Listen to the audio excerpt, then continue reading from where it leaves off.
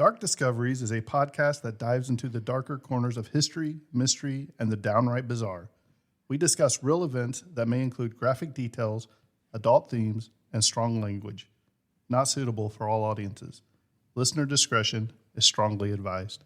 We're here to inform, entertain, and maybe make you laugh nervous in public, but never to glorify the criminals or make light of their victims. Our research is thorough, but hey, we're not perfect. We don't claim to be historians, so if we get something slightly off, blame Jimbo. All opinions are our own, and sometimes even those are questionable.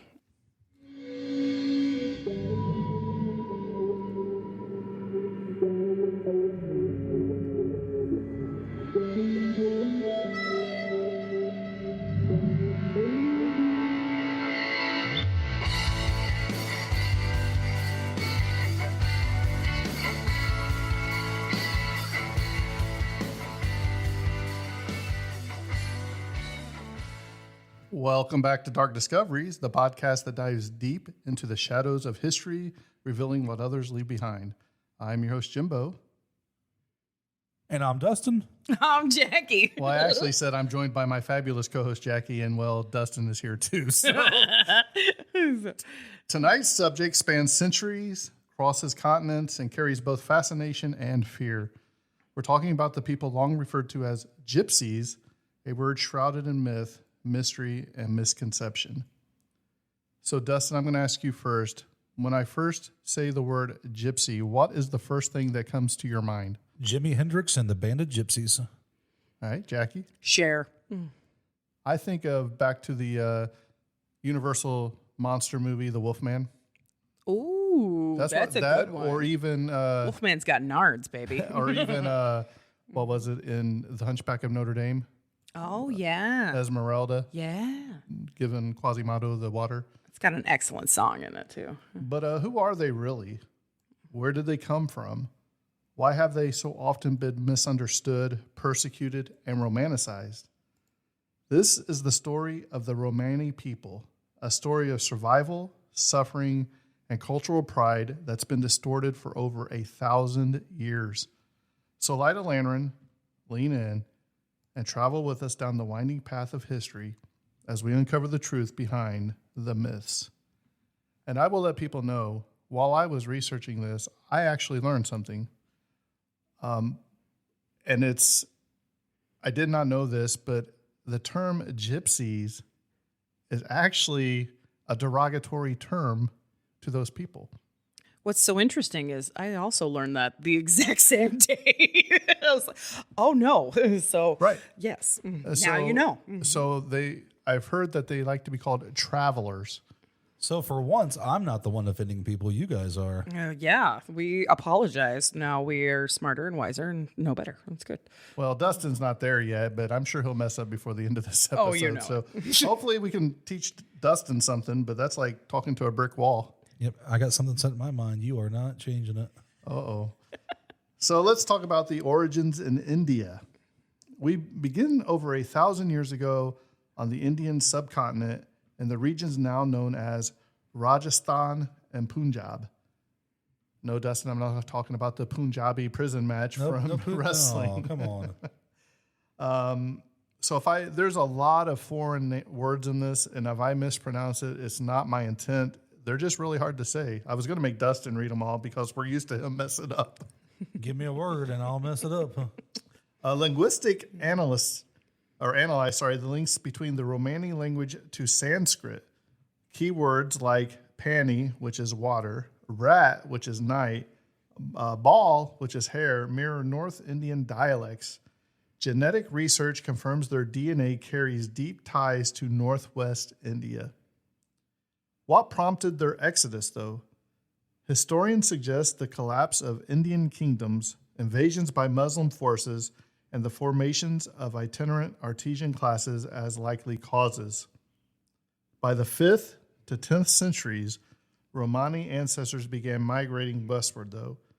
They went to Persia, which is now, of course, modern-day Iran, where they absorbed Farsi vocabulary, Armenia and the Caucasus, where Orthodox Christian influences appear, and they were also went into the Byzantine Empire, where they were first recorded in text as Atsisanganoi, a term associated with heretics and magicians. This marks the beginning of their long misunderstood journey through Europe. By the 13th century, Roma were in Greece and Balkans and Central Europe. The Black Plague had decimated populations, and traveling tradesmen were sometimes welcome to fill their labor gaps. Dustin, do you know anything about the Black Plague? I do know a little bit. Well, why don't you go ahead and drop some knowledge on us? It was started by rats. Or was that the bubonic plague? Bubonic. No? No, I guess not. I guess Jackie? this is another time I slept in history class. Go Fleas, figure. wasn't it? I don't know. That's why I'm asking I was you going to say, I guys. believe it was fleas. Let me get on my Google machine. But the Romani, they were known for metalworking, especially among the Calderash clans. They were also known for animal training and trade. The Black Plague was a bubonic plague pandemic that ravaging Rick Rude, Europe and Asia in the mid 1300s. 1300. It is believed it originated in China in 1334. It's just going and going and going. Like, we just want to know what the cause was. Wasn't there recently cases of bubonic plague? No, that was COVID-19. They just changed the name. I think it was still from rats. But, Okay, easy there, Pied Piper. Let's get back to the topic at hand. that's my official story, was rats. Well, maybe Dustin will do a deep dive on the difference between the Black No, Plague. I'm good. And the bubonic. I just told you they're the same. I want to do a deep dive on dancing plague. That was pretty amazing, too. That was a great thing. Amazing. But they were also known for music and storytelling and healing practices and herbalism. Yet their darker skin, unfamiliar language, and transient lifestyles inspired suspicion. In Germany, they were first recorded in 1407. By the late 1400s, both England and Spain had issued anti-Romani laws. Their supposed, quote, Egyptian origin helped coin the term gypsy. As anti-Semitism rose in Europe, the same paranoid accusations began to target the Roma. They poisoned wells. So, that's terrible. They travel in groups and they would stop at, obviously, wells, and they would poison them. Mm-hmm. They kidnapped their children. Ugh. And they apparently worked with the devil. Don't we all? So despite widespread rejection, Roma persisted, but the relationship with the state was about to grow far more brutal. So you can see right there the trials and tribulations that they had already started from their beginning. So it continues. Now we're going to talk about their slavery in Eastern Europe. Few realize the Romani slavery existed for over 500 years in Romania, especially in Wallachia and Moldavia. Roma were enslaved in three categories. Some were state slaves, which was used in road building and mining. There was monastic slaves, which was owned by Orthodox monasteries. And there were private slaves, which was owned by aristocrats for domestic work or blacksmithing. Does that sound familiar from our American heritage right there? Absolutely. Yeah. I'm trying to read a little bit on this topic, so just let me be. Is there any pictures? Because we know you can't read. Maybe. Families were separated. Roma were forced to wear tags or brands. Sounds like something. That's history repeating. Exactly. Yeah. Exactly. Mm-hmm. Women were subjected to abuse and exploitation. Sounds like a little guy back in World War II. Funny mustache guy. Yeah. But you know what? Slavery wasn't abolished in Romania until 1856, a full decade before the U.S. Emancipation Proclamation. And like in the U.S., freedom did not mean equality. Most Roma were left landless and impoverished. This legacy continues to affect the region today, where Roma face some of the harshest discrimination in Europe. Wow. Is it true that it is a mistaken belief that the gypsy term was because people believed it was from Egypt? They were not. They were more from northern societies in India and origins from there. I don't know. I mean, I'm sure you see somebody. Thought you knew everything. Well, I mean, a little bit, but not everything. That's Mr. why that's why I wanted to learn something about this, but I didn't learn everything about this. You're supposed to be the subject matter expert, or you have a BS fake response. That's what I do. Every episode. Just on the facts, okay? You got to. If you believe it, they'll believe it. Oh, so if me and Jackie believed in mermaids and you don't, do you believe it? No, I don't. I told you they're fake. Why is mermaids coming up again? So now are you going to tell me gypsies were fake too? No, because Jimi Hendrix had a band of gypsies, so it's real. It's on album covers. So we're going to talk about the Inquisition and early modern persecution. So during the 16th and 17th centuries, Europe entered an age of witch hunts, religious intolerance, and rigid nationalism. Romani people suffered greatly during this time. In Spain, Roma were targeted by the Inquisition, forced to convert to Catholicism or face imprisonment. Wow. In England, the 1530 Egyptians Act criminalized being Romani entirely. Deportation or hanging awaited violators. In France and the Netherlands, Roma were subject to public execution and expulsion orders. In Switzerland and Germany, gypsy hunts were organized, state-sanctioned extermination campaigns. So the Europe is just basically hunting these people down. It's really sad. This is a culture of people that their history is really lost. I mean, I'm hearing a lot of this for the first time. Right. And it's a lot of history. I mean, if you don't agree with what we agree with, we're going to wipe you out. And we got to fly.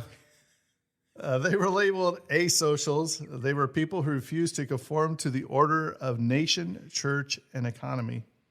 This was the start of Europe's long campaign to erase Romani culture, language, and identity. So they were just basically trying to get rid of them. Yeah, you force your beliefs on them. That's where a lot of holy wars have come from, and it's ridiculous. Religious holy wars did exactly that. They whitewashed everything.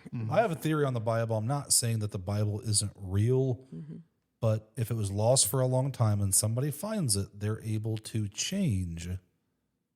It's like playing telephone. You can change it to benefit what you want it to benefit. Well, a lot of the translations are theorized that several books are missing out of the they're Bible. missing, and certain things don't translate. But it's if you're my theory is, let's just say that you are related to Noah.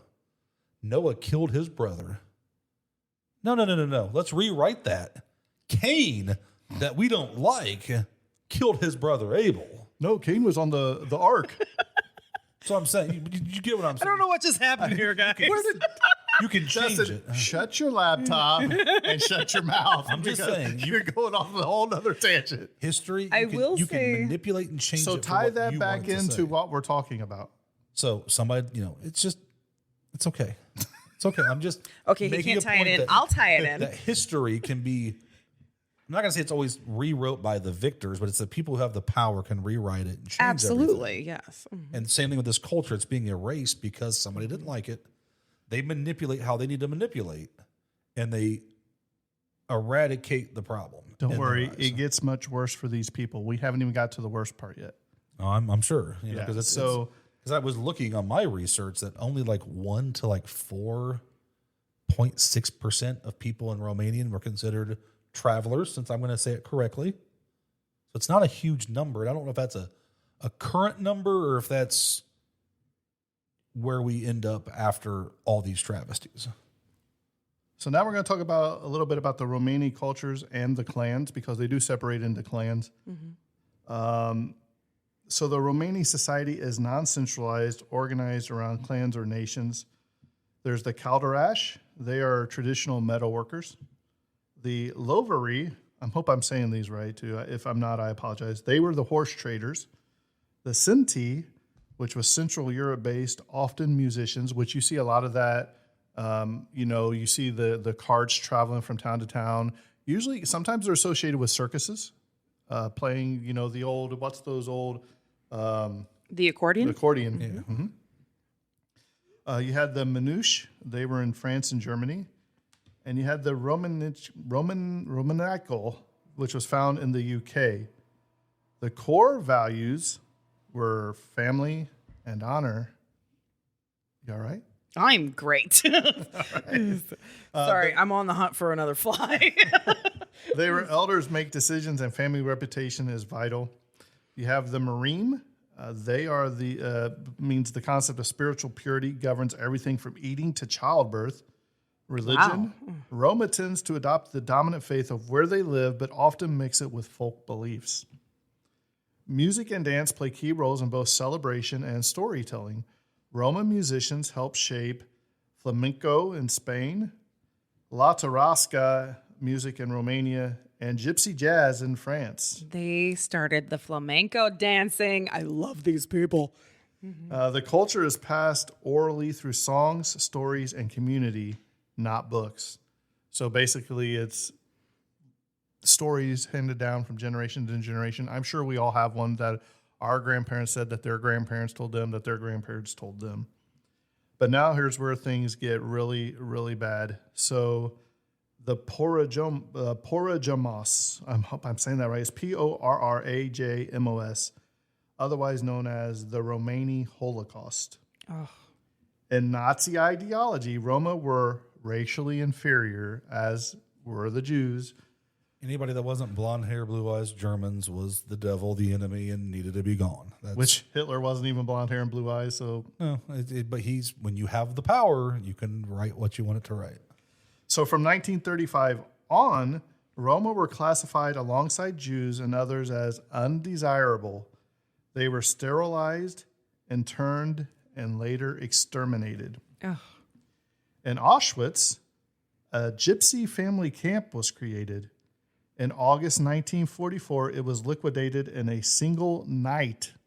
Over 4,000 Roma, men, women, and children, were gassed to death.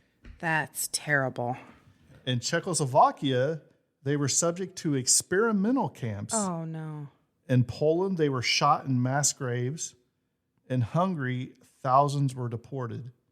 Yet their suffering was barely acknowledged after World War II. The term Porajamos wasn't widely known until the 1990s. Wow.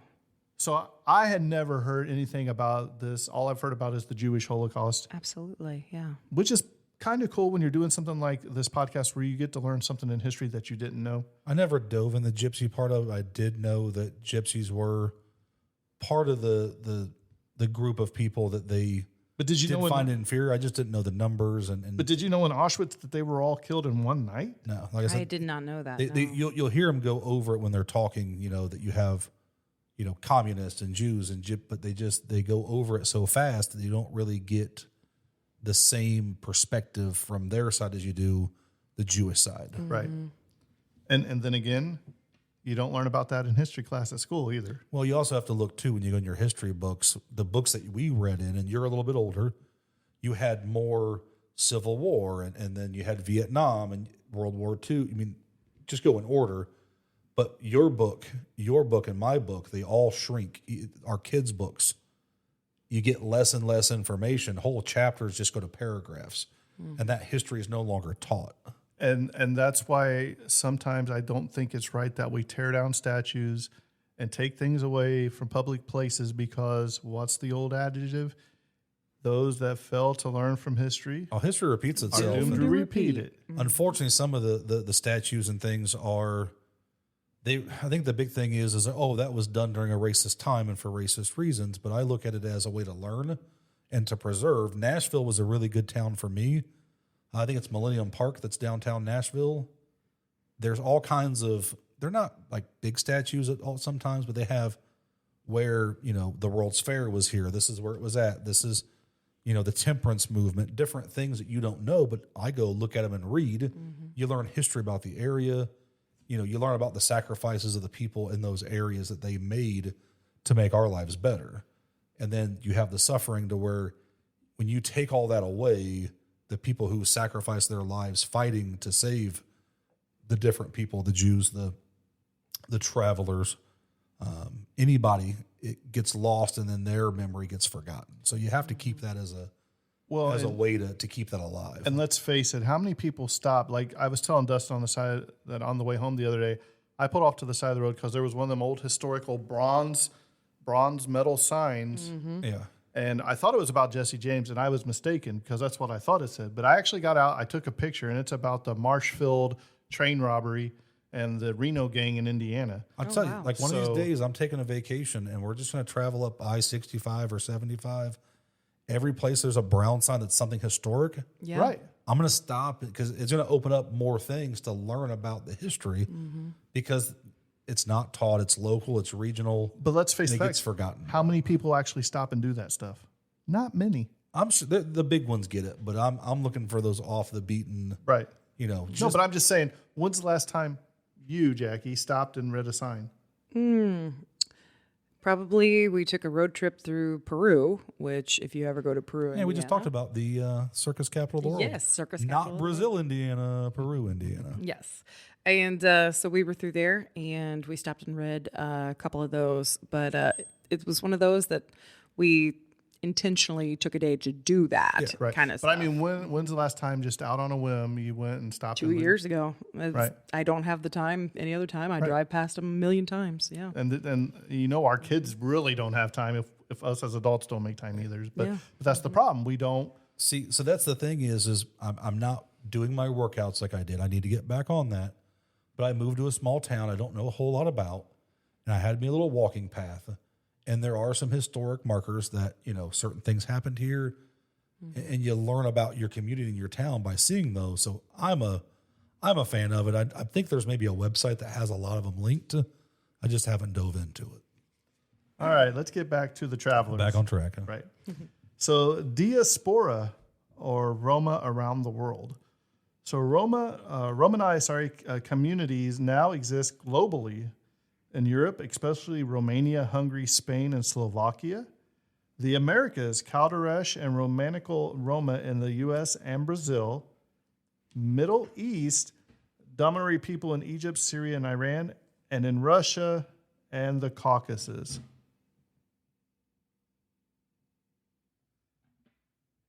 Each region's Roma have adapted differently. Some remain nomadic, others are urban and integrated.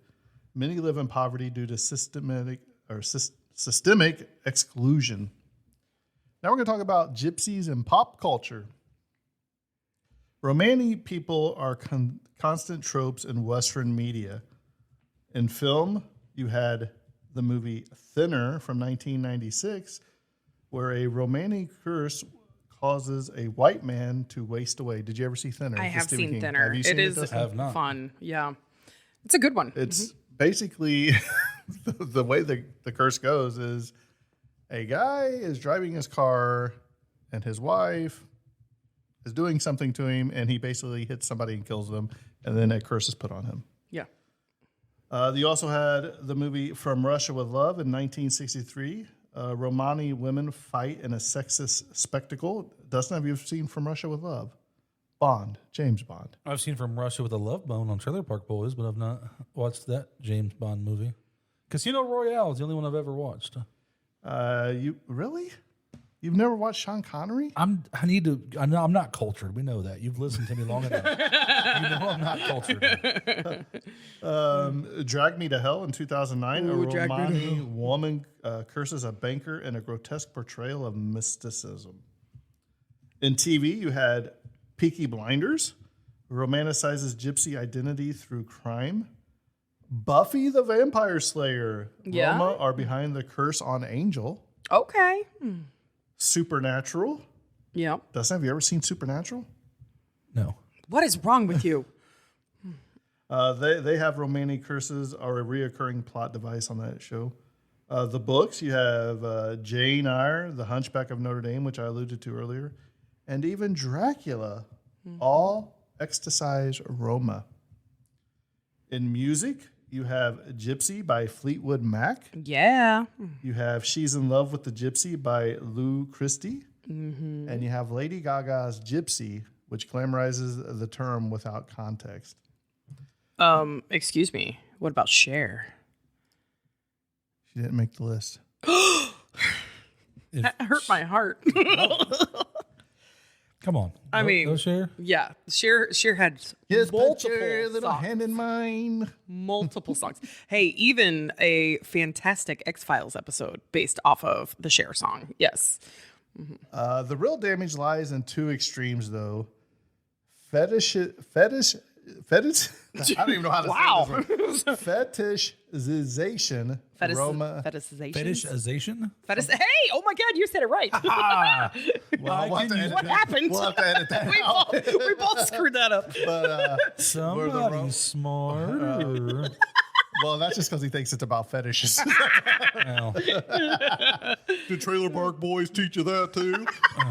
you're the one that was looking up cryptozoology, and that just sounds weird in itself. So I love cryptozoology. It's That's just a just- study of weird things. Yeah. it just sounds bad. But they have Roma as mystical or sensual, and criminalization, which Roma as untrustworthy or dirty. So here's some myths and some superstitions. The myths include Roma are naturally magical. Roma steal children. Roma refuse education. And all Roma are nomadic. I did not know that. I did not know that. Well, the first two, But that's just all is- myths. The first two myths is just, you're trying to discredit a group of people. Oh, they snatch babies. Just trying to discredit them. That's all that is. Speaking of that, do you think the dingoes really stole that lady's baby? That's another episode we could do. Do you know what I'm talking about? That yes, we were dingoes- talking about it the other night. Who was? I was talking with you at the theater. Wow, she. We were going, dingo ate my baby. Oh, shit. Dingo, mate. Really went to a whole nother Oh, level. sorry. I was really excited because my two worlds collided right then and there. That was great. So But that's a true story out of it Australia. is, It's yes, crazy. and they don't think it's nearly as funny as the Americans do. Stay tuned for a future episode we- about the dingo baby snatcher. we just lost all our Australian listeners. Dingo ate right my there. baby. I don't think we have any. I can pull up the geo map, but I don't think we have any. Okay.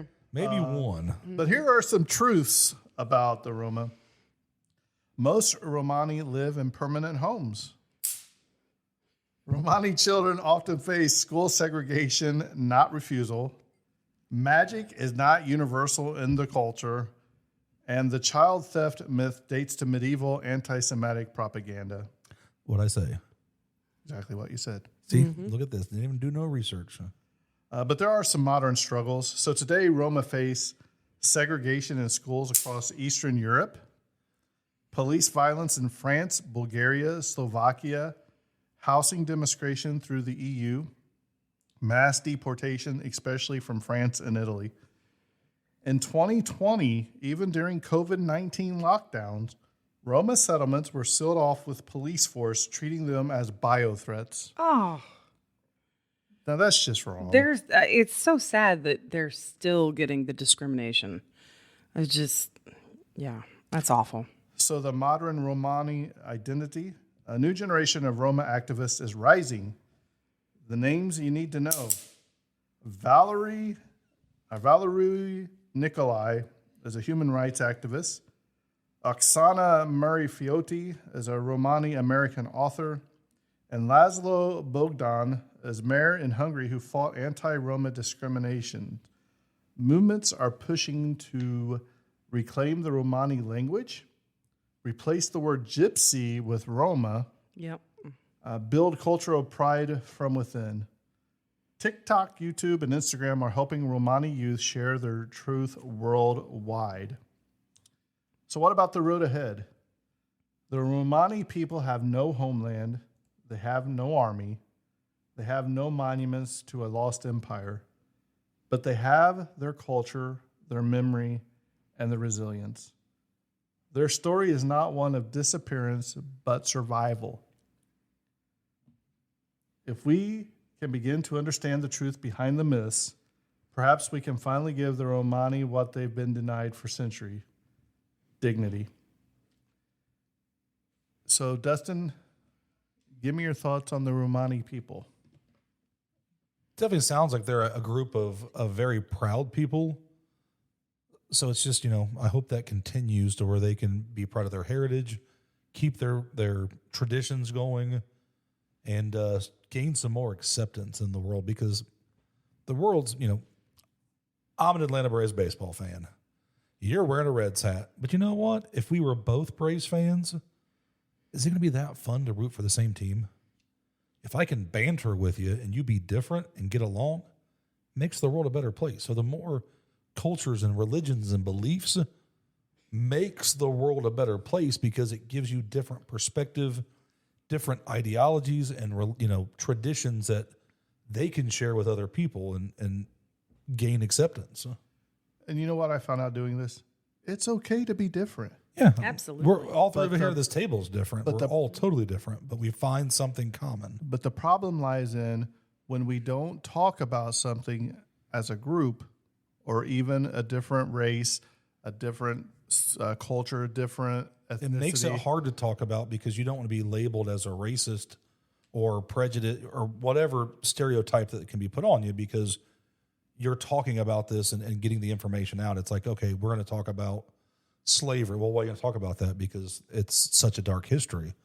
But if you don't learn from your past, you're not going to keep it from happening. You're going to let it happen again because you're turning a blind eye. Right. So, Jackie, your thoughts on the episode?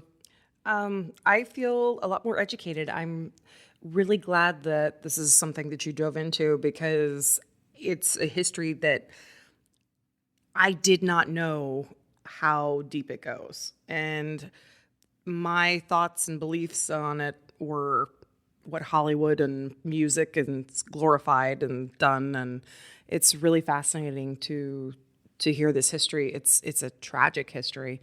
And I'm really glad that they are discovering their truth and they're preaching about their own history and they're finding their voice here today. So thank you for sharing that with us. It's really fascinating. Right. It's really great to, finally learn something where it's not just about a bunch of caravans and wagons and music and bright colored tapestries. And propaganda that's saying that you're snatching babies and all that bullcrap. Right. Yeah. So I thought it was really well done. So I do believe now that Jackie has our missing child of the week. Yes. Today we are going to Bristol, Virginia. We are going into the case of Josiah Timothy Schaefer.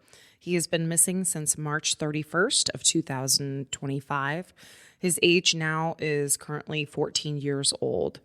Josiah, any information on him can actually go to the Bristol Police Department, and that phone number is on this page that has gotten very small. One moment. Okay. That phone number is 276-645-7412. We will also be putting his picture up on our pages, our media. Any information on him can also be reported to 1-800-THE-LOST, and there will be a scan tag for his poster, his history, anything. You just have to open your phone up and we'll pull it up there. All right. Thank you so much, Josiah. Come home. All right. Thank you, Jackie. Also, thank you for joining us on this extended journey through time. If tonight's episode changed your perspective or something you have heard has provoked a thought, please email us at darkdiscoveriespod@gmail.com and let us know. Support Romani artists, read Romani authors, and speak out against stereotypes when you hear them. Until next time, this has been Dark Discoveries, where the deeper you dive, the darker it gets.